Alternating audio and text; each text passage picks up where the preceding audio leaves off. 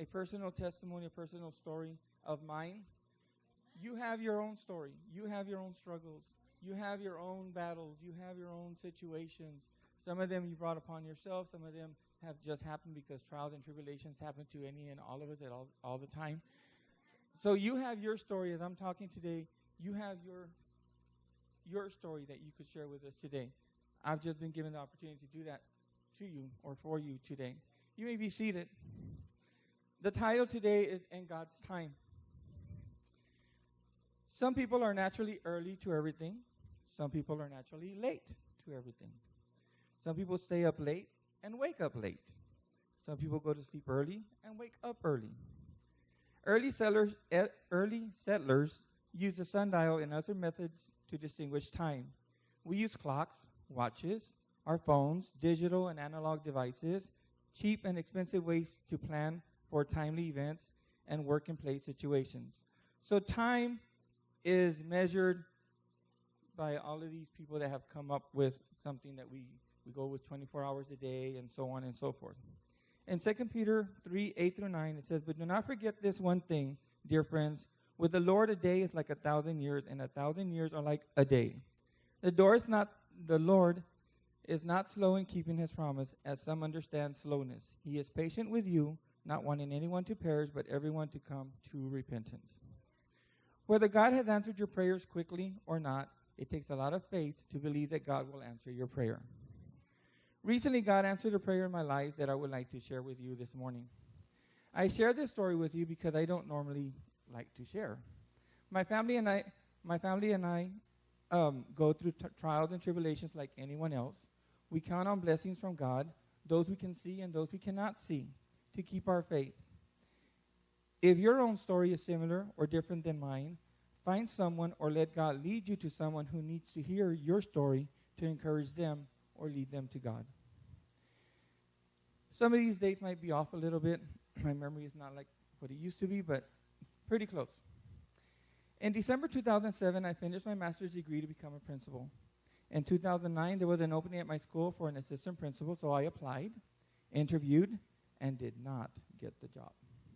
This was strike one.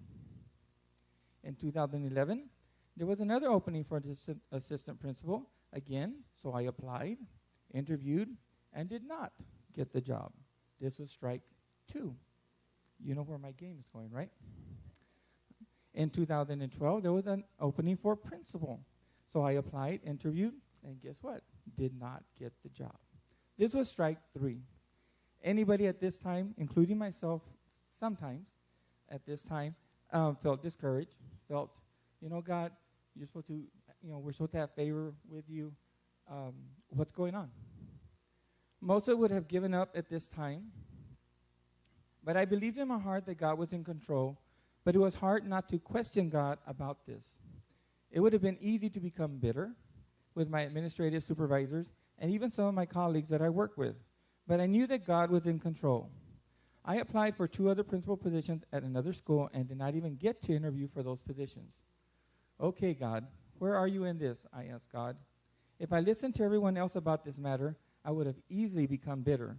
I know better. I knew that God was in control. In 2004, there was an opening for principal at my school for principal at the high school. I did apply, but did not meet the criteria for the job. It's what I was told.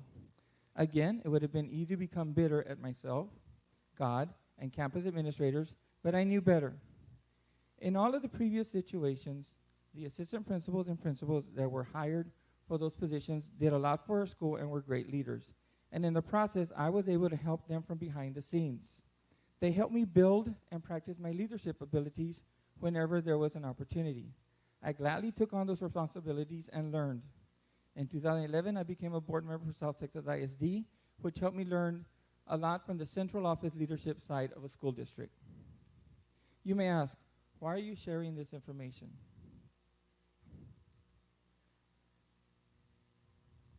In the last year, my family and I have struggled financially and have believed that God will see us through this.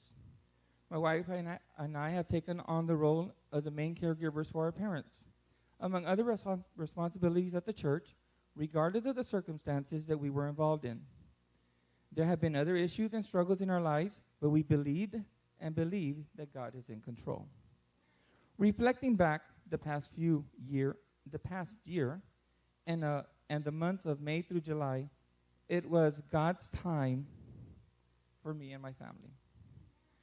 This past year, I was given more responsibility, and at the end of the year, was chosen to be a master teacher for next school year, which included an added monetary bonus. This was score 1, so I'm not striking out anymore. I'm now scoring. Then I was asked to substitute, which is unheard of, as middle school and high school principal for 4 days while our principal was gone on a student senior trip. I actually called myself the deputy sheriff during those days. I kept asking for a badge and never got one. But anyway, this was score 2, if you're keeping track. Then I was selected to be summer school coordinator for June through July. This was score 3. Then in the middle of summer school, I was asked to be interim secondary principal because our principal had just resigned. This was score 4. Then I applied and got the job as secondary grade 6 through 8 principal for the 2017-18 school year, officially as of Monday, July 17, 2017. This was score 5.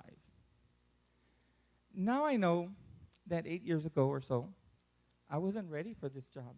Even though I was qualified on paper to take on the job, I know that because I did not give up, did not become bitter, and did not blame others for my unsuccessful attempts, that God was in control and his timing in this situation is right on time. I believe that God was preparing me and giving me the knowledge and confidence that I can do this. I am thankful for previous leaders in my school that gave me opportunities that did not always include compensation that will help me in my new job. Do I know everything that there is to know? No. To add more to this story, God has given me more confidence to know what I am doing and to be a leader in my community. The insecurities and lack of self-esteem that I have always have become less, because I have learned to lean on Jesus for those times when others have made me feel less than them, and when I have allowed them to make me feel this way. Remember, you and I can do all things through God who strengthens me. I believe and I live it as much as I can. Trials will come and go to make us stronger, to be able to help others who might be facing similar circumstances, to give them the words and comfort to deal with issues in their lives. In taking this job, I want to remain humble before God. My church responsibilities should continue as they are, and that I continue to be a servant for him before any other responsibilities or jobs that come my way. Some of you this morning may have been waiting on God to answer your prayer for longer than I have, whether it would be a physical healing, financial blessing, emotional, spiritual renewing, or some other need.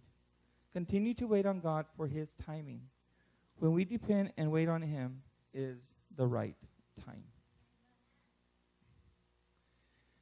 Again, I share with you this testimony of my lesson today, and I'm hoping that it encourages somebody here today, or if you go and share my testimony, my story with somebody else, that it will encourage them in some way, in some form.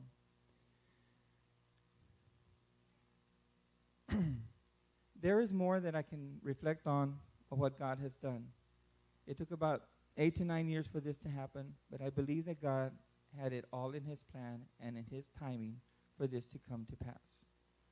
In the short time that I did the interim and then I did the principals, it's been about 2 months already, there have been situations that I have like, oh, wow. And there were biggies. There were big situations and circumstances and decisions that I was involved in. And there was one that I was blown, like, wow, how adults can be, how parents can be, how students can be. And I had to stop myself in my tracks and say, I believe that God put me in this position, so he's going to give me the knowledge and give me what I need to do. So I was able to shake that off and then deal with the situation. It wasn't going to be popular for everybody, especially the people involved with the decision that we had to make. but it got done. Um, in interviewing people for some positions that were open at our school, you get to see the tables were turned. Now, I was interviewing and not being the interviewee. And so was that God that let me put me in that situation, which how many strikes did I get? 3, 4, 5, 10, whatever. I didn't know that baseball, I do know baseball only has 3 strikes, but I just kept being there, kind of being stubborn. But, and now I was on the other end, and that was in my mind as I was interviewing people wanting to get that, some of them, their first chance at teaching, and so on and so forth. So that was helpful to me, and that was helpful and for them too, to know that I've been there. I've been on your side. We call it the hot seat when they come and interview, and we sit them, and there's like 3 or 4 or 5 of us, and they're just looking at us like, oh yeah. And but you can, there's those that stand out that you interview again, or there's just one that stands out, and that's who you end up hiring, and so on and so forth. But it's new to me. I covet your prayers, please. I want to make the right decisions in those situations that I have to make very quickly because there are circumstances that we have to deal with right away. And again, and I think Ricky probably knows a little bit more than everybody else here, but I just want to be humble before God. I just want to do His will. If He continues to bless me in this area, then this is what it is, and so on. So pray for me as I work with students, parents, and staff in this job, and I hope that they see God in me so that they can want more of God in their lives. I believe that God will answer your prayer, whatever your prayer is, whatever your struggle is, whatever your situation is, in His time. So, brothers and sisters, I ask you, what's your story? What are you struggling with, Cecilia? Well, family. Sister Helen, what's your story? Your health? You battled that for a long time. And we all know, we've all prayed always for you. And so here's Sister Helen, faithful to the house of God. Cecilia, faithful to the house of God. We can let those things keep us from the house of God. We can. All right? So what's your story today? This is my story. And all of you that are here know me, and I'm not one to, this is, tomorrow I got to do this in front of 100 people. But that's okay. God's in control. Ricky, what's your story?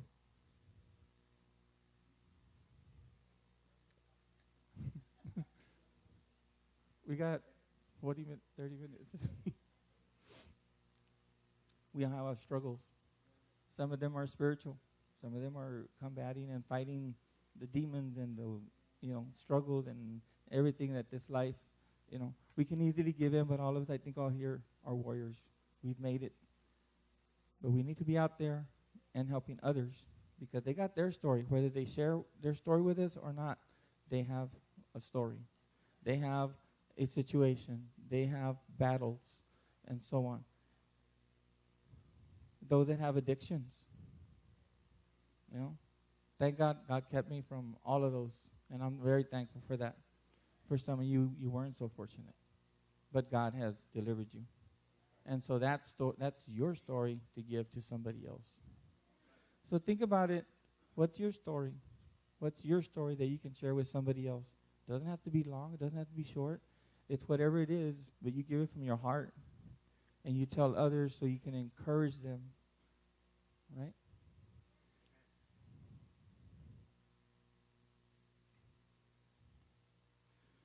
So, in conclusion, in God's time, what is God's time? I don't know. It's different for everybody. Sister Helen, how long has it been since you've been receiving the transfusions? How long have you been ill? The dialysis? Long time. 11 years. Long time. Right? Some of the rest of us have had ailments and surgeries and on and on and on. But you're still here. right? And that's important. And God sees that. So think about your story and think about sharing your story with somebody to encourage them, to want to live for God, to continue to live for God. You know, Sister and Helen, some of us have been here a long time. There's a lot of people we run into at HEB, Dollar General now because Walmart's not here, so everybody goes there now, that have been here at one time. Why are they not here anymore? Maybe somebody didn't listen to their story. Maybe somebody didn't care about their story, what we talked about this morning. When God tugs at your heart and has you do something or has you want to do something, not everybody has to be in agreement. Not everybody has to agree with it. But if God has tugged at your heart, you should do it. You should do it. Thank you for your time.